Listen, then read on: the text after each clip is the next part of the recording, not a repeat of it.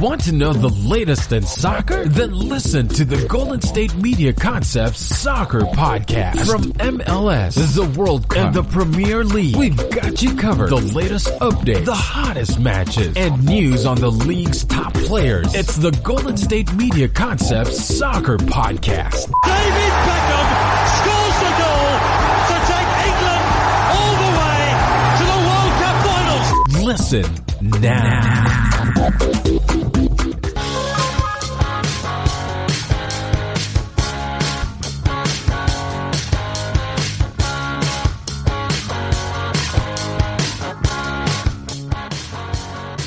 Beautiful Friday. Big welcome in to the GSMC Soccer Podcast. I'm your host, Lukas Moore. Excited that you're joining us today on the show. Go ahead and give us a follow on Twitter at GSMC_soccer, Facebook as well, GSMC Soccer. Check out the GSMC Podcast Network everywhere, YouTube, Apple Podcasts, you name it, we have it. Give us that like. Give us that follow. We'd appreciate it. It's a big day it just turned into, at least, in the world of soccer. We have a weekend to preview. Not really much of a weekend to preview, however. Not a lot of big matches this weekend. An interesting one, though, tomorrow that we'll get to a little later in the show. And we'll tie back into a conversation on Monday about Cristiano Ronaldo and Lionel Messi. How I think that they should join forces and why that would be the most beneficial move for both of their careers down the stretch, as you'd say, as they fall out of their prime. Jurgen Klinsmann was fired by Hertha Berlin. Before we get to that, though, news broke just before I recorded the show. Now, we've been hearing about this for a long time. The UEFA process, a lot of leaks will come out of there. So there's been some rumors of this. We did not know how severe or when this was going to come down, but Manchester City has been banned from the Champions League after this season for the next 2 years and fined £30 million or euros, one of the two. That is crazy that just happened. Now, Manchester City says that it's false accusations and they're defending themselves to no end, and they're saying it was an unfair investigation. Basically, what they did was misreport sponsorship revenue because everything has to be reported to UEFA because that's how it is in American sports leagues, but there is no one league, one salary cap. So to make sure that teams don't overspend and go under, to make sure that clubs don't fold, and it's a bad business model for everybody in the lower ends, you basically have to report the amount of money, and there's a bunch of calculations and rules. And anyway, it's just financial regulations on the sport. And Manchester City misreported those financial regulations according to UEFA, and this will lead to a 2-year ban after this season in the Champions League. I don't really know what else to read into this right now. My initial reaction, just looking at the news and reading a couple articles, is Pep Guardiola's in trouble because Manchester City better perform this year in the Champions League.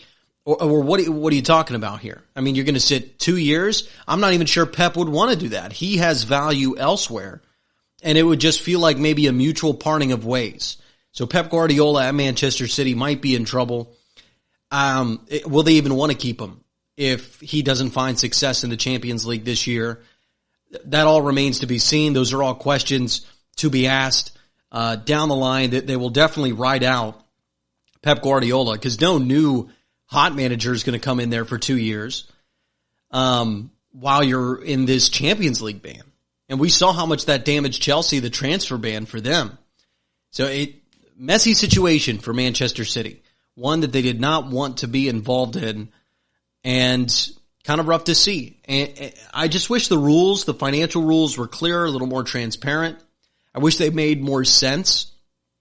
And I wish we kind of understood why these things happen a little bit more. Or if there were consistent rules across world soccer. And it just doesn't feel, it sucks for Manchester City and their fans, but I'm probably not going to get enough of an explanation for me to say they deserve this punishment. Jurgen Klinsmann, however, was fired by Hertha Berlin after, we talked about this story, he stepped down after being the manager for 76 days. And basically he was saying he had no control with the club. And then all of a sudden, he steps down from the manager position after complaining about lack of control. And now, Hertha Berlin, he's like, I'll just be on the board. I'm not going to manage this team. And then I didn't see this coming, and I missed this on the story.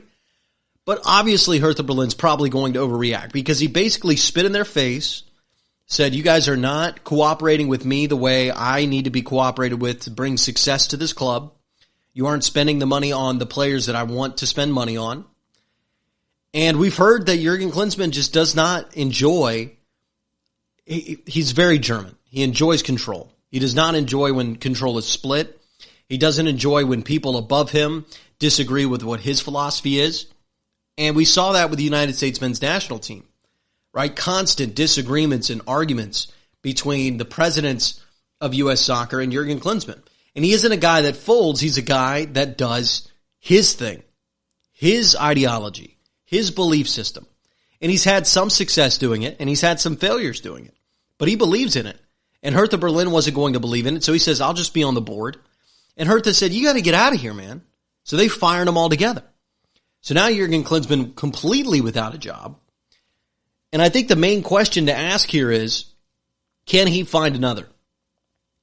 So when I'm a president of a soccer club, I'm looking at Jurgen Klinsmann as a guy that resurrected the German national team after some interesting tournaments in the mid-90s, resurrected the German youth movement, has been a manager at some of the biggest clubs in the world, maybe hasn't necessarily had a bunch of success at some of the biggest clubs in the world. I saw him get out of the group of death in the United States, with the United States in the 2014 World Cup. And I've seen a lot of people disagree with his methods, and that's when he becomes hard to work with. But it seems like when he's had full control, he's given full control, had full control, he's done well in some ways. So as a president, a CEO, you have to ask yourself, am I willing to give up full club control to Jurgen Klinsmann? And maybe there's a team will find themselves in that position this summer. And Jurgen might be looking for a high-profile job or might be looking to move back to the United States. I know that MLS teams would want to give him full control. I think that he would do well there. Although he has some bad mojo with some MLS teams, and I just think he's a good manager. And I think it's a very complicated question. We circle around it.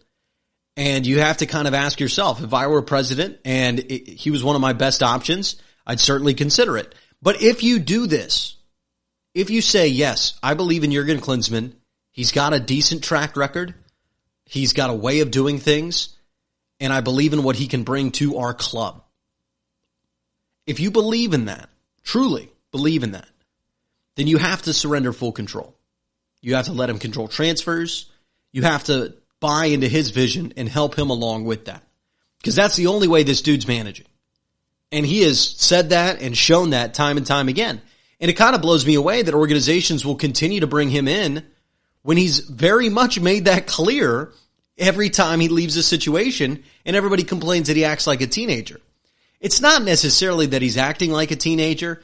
It's that he has this expectation of control, this expectation of power going into the job. And if you don't see that, then that's kind of your fault. You have to be able to understand who you're hiring and what type of business power and structure dynamic you'll have as an organization, as a club. If you don't understand that, or you aren't willing to do what it takes to fit into that, then he's not your guy. Then move on. Then pick somebody else. But if you want to buy into a guy, you have to buy into his philosophy of doing things. And if he is a strict, stingy, stubborn German who has done it this way, believes in it, has had success doing it this way, you are not going to get him to budge. And it blows me away that Hertha Berlin didn't get that. And it just came to this disagreement point. I'm not Jurgen Klinsmann's biggest fan in the world, but I definitely wish the guy success, and I think that he is a solid manager and can do a really good job if given the opportunity in a right situation, given full reins. I think he can do a solid job at a number of levels. Top of Europe, middle of Europe, I think top of the United States possibly for him. all possibilities for Jurgen Klinsmann. AC Milan, Juventus. They tied in the middle of this week. Coppa Italia, Juventus continues to struggle. I talk about that performance, what that means for Ronaldo, and we move right into a Ronaldo-Messi conversation as we storm towards the end of the show. You're listening to the GSMC Soccer Podcast. Are you looking to get your college football fix? Looking to get the latest news on your favorite school's team? The GSMC College Football Podcast is your ticket to all things college football. Join us as we talk college football from the national championship, the college rivalries, the bowl game, to the Heisman Trophy. To which conference is the best? We've got you covered for the Big Ten, SEC, Big 12, the Pac-12, ACC, and everything in between. Download the GSMC College Football Podcast on iTunes, Stitcher, SoundCloud, Google Play, or anywhere you find podcasts. Just type GSMC in the search bar.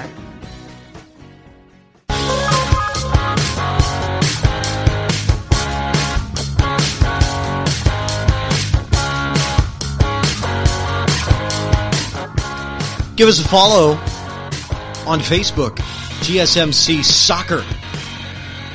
On Twitter as well, at GSMC_soccer. We appreciate the listens. We appreciate the views. We appreciate you, the listener. At home, on the road, on the bus, at work, wherever you're going. I've had a lot of coffee. That's why I like to talk fast. And it's a Friday leading into the weekend. I had a choice because the Champions League is coming up next week. I can't wait. I'm so excited. I've been talking about this about every show, how excited I am for this year's Champions League.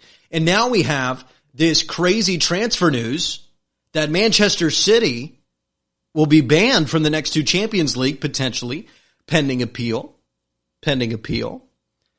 Probably not going to work out for them, but pending an appeal.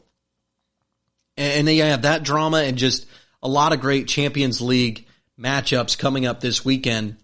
I am not going to preview the Champions League on the show today. We will do that on Monday's show. Perfect timing because it'll roll right into Tuesday. But I want to give you I want you to get excited just like me for the Champions League this season. Because the league races, there's some intrigue. Serie A, Bundesliga look like really interesting league races. La Liga, Real Madrid, Barcelona, interesting league race. Premier League's kind of finished. And yes, there is certainly drama in those league races, but the Champions League this year, first time ever that all 16 teams in the knockout stages are from the Big Five leagues. So much talent, a lot of rivalries, a lot of great storylines. It might be the best Champions League in a few years. So here are the legs. Starts on Tuesday, 2 p.m. Central Time. That's 3 p.m. for those of you on the East Coast. Atletico Madrid, Liverpool, Dortmund, PSG. Then on Wednesday, Atalanta, first time in the round of 16 in a long time for them against Valencia. Tottenham against RB Leipzig. And then we move to next week's matchup, Tuesday the 25th. Chelsea, Bayern, Napoli, Barcelona, Olympique Lyon, Juventus, Real Madrid, and Manchester City. A lot of my picks I made a long time ago previewing the Champions League at the start of the show, I don't think I'll change my predictions in a lot of those. Although Napoli will make it interesting for Barcelona. I think that's a matchup that Lionel Messi can carry his team through. Tottenham, Harry Kane most likely won't be back for this. But Leipzig, I'm not sure I trust them after watching them blow some opportunities against Bayern Munich. PSG should be the favorite against Dortmund, but the German Giants are always fun. They got a lot of great young players. Bayern, Chelsea, that's awesome. Juventus feels like they'll win against Olympique Lyon, but we'll see. Just so much intrigue, a lot of fun. We'll talk all about the 4 matchups that happen next week on Monday's show. That'll be almost the whole show. We'll preview it. We'll dive into it. This weekend, there's a really interesting match. Barcelona, Getafe. Getafe right now in the top 4 in La Liga. They are a solid team. And Barcelona, a team that we know, has struggled. 3-2 win against Real Betis. They lost against Bilbao in the Copa del Rey. Barely beat Levante.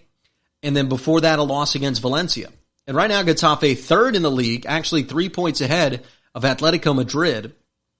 And 538 has them projected to finish fourth. And they're a team that's in form. Win against Valencia. Win against Athletic Bilbao. Win against Real Betis. Win against Leganés. They have done super well over the last 4 matches. They're in better form than FC Barcelona. Obviously, they don't have as much talent.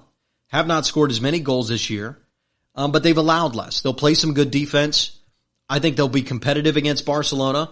Although the last time they were competitive against Barcelona was all the way in last February. So it's been a year. Last 3 matches have belonged to Barcelona. I just think Barcelona is out of sorts. I don't believe them bouncing back. I saw them rise up in some power rankings because they had an all right performance this past weekend. I don't buy that. I think tomorrow morning will be a struggle for Barcelona. I think this is the loss that'll send them out of the La Liga race essentially and hand the full reins over to Real Madrid. Right now, Barcelona, it's like a cowboy chase, right? They're both fighting over the reins. They're in the carriage, and then one's pushing them right, one's pushing them left. Right now, Barcelona's the guy hanging on to the side of the carriage, leaning over, arms swinging, and I think that Getafe might give a real push to Barcelona. They fall off the cart and have to chase it from behind. I think that's what'll happen this weekend. It's going to be up to Messi, though. It's really so determined, Barcelona, on his performance. Because he could have a 3-goal hat trick where it's 3 sections of individual brilliance, and they win, even if they have a bad defensive day. That's how talented and special and game-changing he is. He hasn't had as many of those moments consistently as years past. Obviously, he's getting older. Same for Cristiano Ronaldo, but they're still in there. Greatness is still in there. Certainly for Lionel Messi, and that should scare anybody. That's my only real worry. But I think Getafe's going to get a win on the road. I just don't believe in what Kiki Setien and Barcelona are doing. I just don't believe in it. And when you don't believe in something, why am I going to pick you? Ronaldo this past week for Juventus in Italy, who Juventus right now falling out of first place. They're in a dogfight, still favorites according to 538, 58% chance to win Serie A.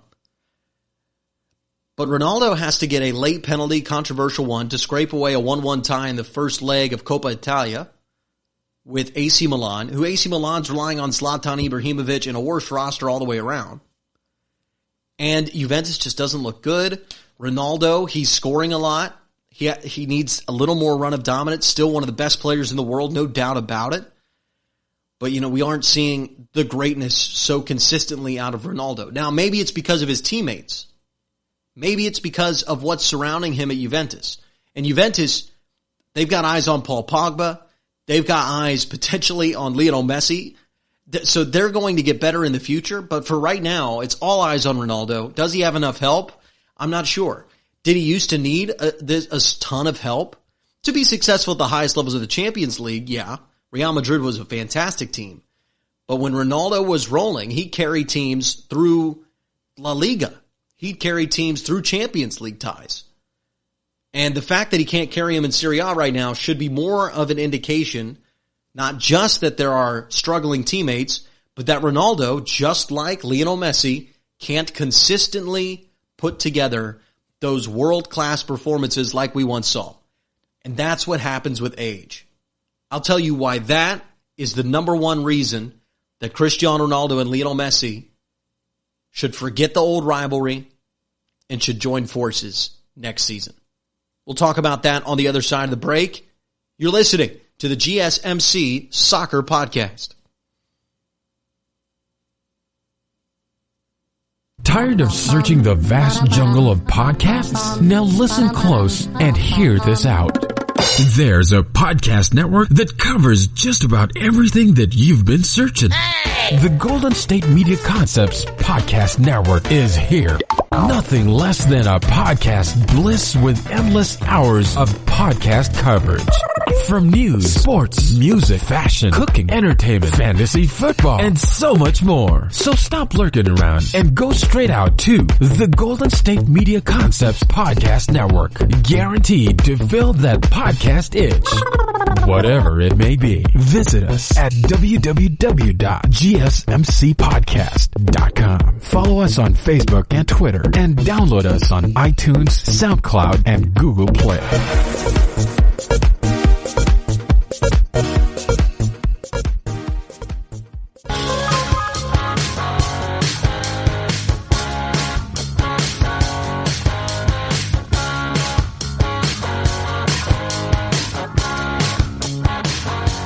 GSMC Soccer Podcast. I'm your host, Lukas Moore.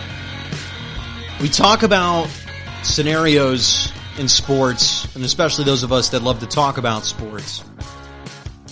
But let me play out a scenario for the two athletes that we mentioned just before the break, Ronaldo and Messi. Now, this is a hyper-realistic scenario. I am not reaching. I do not have to put a lot of if this, then this, if this, then this to get to this. This is a super realistic scenario. So let me play it out for you. Juventus, who's struggling, out of form, struggles a bit against Olympique Lyon. They sneak by in a tie they really should win. They catch a bad draw, maybe a Bayern Munich in the quarterfinal, and they get bounced, embarrassed. That's certainly possible. That's within the cards. A Bayern Munich level team, Liverpool level team, maybe for Juventus, could bounce them. 2-0, 3-1, 2 ties, see you later, 5-1 aggregate. Certainly in the cards for Juventus. So that's a quarterfinal exit on a Juventus team with Cristiano Ronaldo, who's only going to get older, who's only going to have less consistent dominance. And then you look at Barcelona, who they're horrifically out of form. There are people complaining about the amount of money Messi makes. He has too much control of the roster. The Barcelona is too much about Lionel Messi, and they'll never move past where they are now unless he moves on. I'm hearing that. So combine that with injuries all over the place and a manager that I've said I just don't think he's had an opportunity to put in a real plan, if he even has a plan that can be successful. Half the locker room wanted the old guy. And now pretend Barcelona gets bounced in the round of 16. That's a real possibility. So now you would have Juventus either feeling like Ronaldo's getting slower and needs more help, or they really need more help around Cristiano Ronaldo, one of the best players on the planet, probably a combination of both. And you have Lionel Messi, who has never played for another team than FC Barcelona, who has always felt like he deserved more talent around him. And we've heard that at Argentina. That's usually been Messi's attitude. Who just had a really disastrous season, who's being disrespected, who disagrees with management. And you have a perfect storm. Perfect storm for several things. Public relations, on the field, and chemistry-wise. A perfect storm. Lionel Messi should join Cristiano Ronaldo at Juventus if this disastrous scenario, which is frankly really realistic, works out. Because this happens in all sports. As athletes get older, they just can't carry teams the same. So in soccer, and I've talked about soccer is very much a team game. Superstars don't really carry you. Messi and Ronaldo are about the two exceptions, right? They've been carrying teams for a long time. Now, there have been really talented teams around them to reach the highest levels of success, but they are as close as you can get to a LeBron James type character, Michael Jordan type character, where they are dragging teams to victories. It's rare. It's rare in soccer. It's rare in all sports. But there are two of those guys. The problem is when we see athletes like this, as they start to age, it's not that they aren't as great. It's that they just can't consistently draw upon those unbelievable, dominant, carry the entire team performances like they used to be able to. I mean, just remember the 2014 World Cup. Every time Argentina needed Messi, Messi came through. And we're sitting in a situation now, Juventus needs help, but Ronaldo says he's happy there. They love the way the organization treats him. They're spending money. Feels like a more positive environment, although they're struggling right now. Just feels like they need more talent. Messi in a poisonous situation, needs to escape, wants to escape. They can share that dominance. Because if you put one star next to another, the way Messi and Ronaldo, if they agree to this, if they're both happy with this, if they choose to coexist, they can then exchange dominance. And that would be scary for everybody else. Because we would assume that Messi and Ronaldo will continue to have lesser value, Mbappe, Neymar, these large names, Mo Salah are worth more on Transfermarkt. They are more valuable players. They will start to be the stars of the sport. And if you're a public relations side of this thing, so if I'm Ronaldo's agent, if I'm Messi's agent, you're looking around and going, man, we're going to start losing headlines. If we're getting bounced in the round of 16, if we're getting bounced in the quarterfinal, we're not the lead story in world soccer anymore. Only our legacy is. Only our old rivalry, Ronaldo versus Messi, is the story. And it will start to fade away. And instead of being a conversation about now, championships now, jersey sales now, best player in the world now, instead of that, it's going to be about legacy, like Bird and Magic. And Ronaldo and Messi can choose together to end that, to squash that, to make one of the most fantastical sports stories I've ever seen. Two of the greatest rivals ever competed in the same league for a long time. Arguably the best two players in the sports history who are near the same age choose at the end of their career to play together. Now there's a lot of people that would hate this because they're supposed to be rivals. But if you want to be relevant for the next for the next 3 years, this is a great move. Juventus becomes a world brand. It becomes a American dominant brand. Messi and Ronaldo on the same team. Are you kidding me? It would work off the field. It would work on the field. It would extend their legacy. It would create a whole new storyline, a whole new chapter of this entire thing. And it would be one of those things where a young kid watches Juventus over the next 3 years and it's his first time introducing soccer and you get to tell him, those guys used to be rivals. Now they're playing together.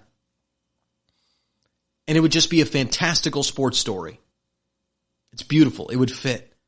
And imagine them winning a Champions League together, holding the cup over their head. Juventus needs to find a way to make the numbers work. They need to make this pitch to Messi. Ronaldo and Messi need to sit down and say, hey, these young guys, they're taking the spotlight from us. These young guys, they're better than us now. We can't carry teams the same way. So if Juventus and Barcelona are bounced quarterfinal or before in the Champions League, you need to sit down and have that conversation with yourself, with your agent, and if you're Messi, Ronaldo, if you're Ronaldo, Messi. And say, this could work. Let's make a headline. Let's make a splash. Because at the very least, if it doesn't work perfectly on the field, you've made a big story. You become the front of world soccer again. And these guys are businessmen. There's just no other way. I mean, Messi at Barcelona, it's tired. It's poisonous.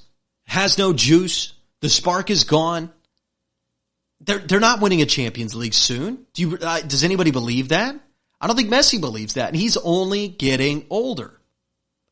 And Ronaldo knows they can barely win Serie A right now. They need help. Sure, maybe Paul Pogba pushes you over the edge. But Paul Pogba and Messi, that pushes you to the Champions League. And I understand that Ronaldo would then have to sacrifice the I did it myself and the arguments of who's the best player of all time between those two, Ronaldo or Messi, become complicated. But it adds a whole new dynamic to it. A dynamic we haven't really seen in sports. It would be a unique story. It would be a story talked about here in the United States. And when you can get something like that, it's going to be the biggest story in European soccer. It'll be the biggest story in sports if it happens. And when you have an opportunity like that, and it helps you on the field to extend your dominance, to extend your time at the top of world soccer, you should 100% take that opportunity. Otherwise, you will finish out the rest of your career in disappointment and brilliant performances, and you'll always be great players, but you'll only be remembered for those years it was Ronaldo, Messi, which is a great legacy, really unique legacy in sports. But you can make it truly unique, unseen, unheard of, unparalleled, if you join forces. Play on the same team. Ronaldo, Messi. Come on, make it work. All right, that'll do it for us today on the GSMC Soccer Podcast. Not a busy weekend some Premier League matches, but not a lot of stuff going on because the Champions League gearing up next week. Cannot wait for the Champions League. We will preview all 4 matchups that are happening next week on the show Monday. Can't wait for it. I'll talk to you then. I'm Lukas Moore. You've been listening to the GSMC Soccer Podcast, brought to you by the GSMC Podcast Network. Check us out, rate, review, subscribe, all those fun things. Follow the social medias. We appreciate all the love, support, and help. Talk to you next time. It's the GSMC Soccer Podcast. You've been listening to the Golden State Media Concepts Soccer Podcast, part of the Golden State Media Concepts Podcast Network. You can find this show and others like it at www.gsmcpodcast.com. Download our podcast on iTunes, Stitcher, SoundCloud, and Google Play. Just type in GSMC to find all the shows from the Golden State Media Concepts Podcast Network, from movies to music, from sports to entertainment, and even weird news. You can also follow us on Twitter and on Facebook. Thank you, and we hope you have enjoyed today's program.